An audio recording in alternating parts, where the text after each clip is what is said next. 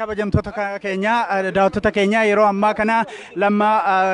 pirezidaantiin Lammaa Magarsaa uummanni baay'ee faana kaatee leenca keenya jedhee faana kaatee hammachuudhaa fi dhungachuudhaaf yaalii godha garuu warri seekuritii immoo nageenya isaatii jedhanii yeroo ammaa kanatti fuudhanii deemaa jiru warri afaan Amaaraatiin ambassaa jedhu warri Oromoo immoo leenca keenya jedhu Lammaa Magarsaa yeroo ammaa kana kuno yeroo ammaa kana makiinaa keessatti galeeti jira akkasumas kan harkanatti qabaa kan amma jiru kuni dhimma communication kan mootummaa federaalaatiin Abdi Shideeti jechuudha egaa yeroo ammaa kana kan wal bira taa'aa jiranii Dr. Lammaa Magarsaa pirezidaantii naannoo Oromiyaati namoonni baay'ee gaafa Lammaa Magarsaa pirezidaantii Lammaa Magarsaa arganii gammachuudhaan du'anii akkuma argitan kana namni isa dhungatee isa dubbisuudhaaf faana kaataa jira Dr. Lammaa Magarsaa akkam jirta fayyaadhaa mee ummata afaan ummatatti nagaanuudha mee ummata si jaallatu kanaan baga nagaannu simattanii isin jaallanna isinis nu jaallattu akka nu jaallattanis hin beekna nus isin jaallanne mee simannaan akkanatti ummanni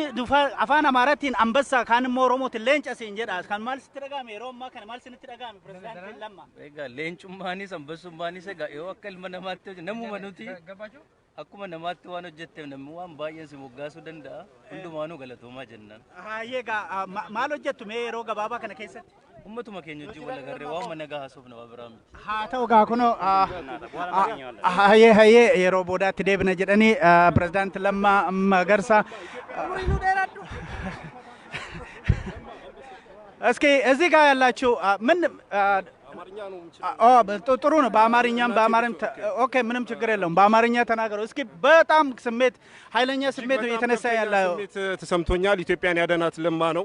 ኢትዮጵያዊነት ማለት ሱስ ነው ብሏል በርካታ ኢትዮጵያን በእስር የነበሩ ከእስር እንዲፈቱ አድርጓል ከዚህም በላይ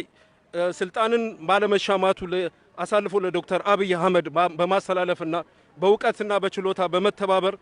ሐሳብ እየተለዋወጡ ኢትዮጵያን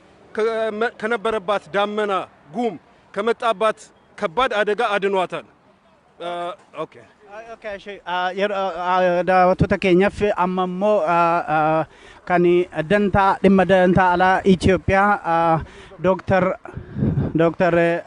Warqina Gabayyoo yeroo ammaa kana dhufuutti jiru amma gara isaanitti deebina miira guddaatu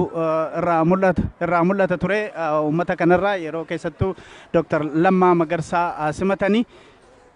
kanaaf egaa amma immoo suuta jenneeti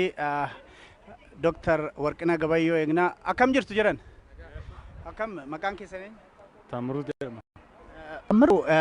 eessaa dhufteeti mee Itoophiyaarraa dhufe amma Itoophiyaadhaa dhufuu keeti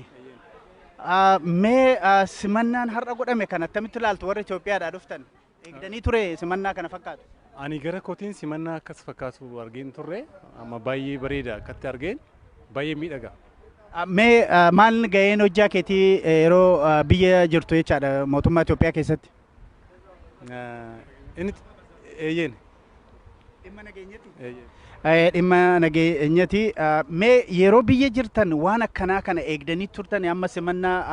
amma godhamaafi ture keessumaattuu pirezidaantii Lammaa Magarsaa kaan leenca keenya kaan ambassaachin jedhanii iyyaa turanii fuudhanii baachuudhaaf barbaadanii turanii yeroo sana waan akkanaa eegdanii turre ani dhuunfaa kootiin eegen ture jechuun jijjiirama isaan fidanirraa kan ka'e uummanni haala kana akka simatanii fi haala kana akka dinqisiifatanii simatan tilmaameen ture angara koo gaarii dhagaa mee Fuwaad akkanuma na ordofi namni kun baay'ee dubbachuu barbaadeeti jidduutti addaan kunne እስኪ ብዙ መናገር ትፈልግ እንደምትፈልግ በጣም በስሜት መናገር እንደምትፈልግ ስላየውኝ ነው እስኪ ምንድነው አንበሳው ለመሸከም ሞክረ ነበር ተሸክሚያቸዋለሁ ዶክተር ለማ መገርሳ እጅግ ትልቅ ሰው ነው ዕውቀቱን ለአብይ አሳልፎ ስልጣኑን ለአብይ አሳልፎ ነው የሰጠው እኔ ለማን የወደድኩት ኢትዮጵያ ሱስ ናት ኢትዮጵያ ከመበታተን ሄዳነችው ባህር ዳር ላይ በሰጠው መግለጫ ነው ኢትዮጵያ ሱስ ናት አብይ ደግሞ መደመር አለበት አለ መደመር ያለበት ህዝብ ደግሞ ምንም አይነት አደጋ አይመጣበትም ህብረት ደግሞ የሚያዋጣ ነገር ነው የአውሮፓ ህብረትም ተዋህዶ ትልቅ ደረጃ ደርሷል አሜሪካኖችም ቢሆን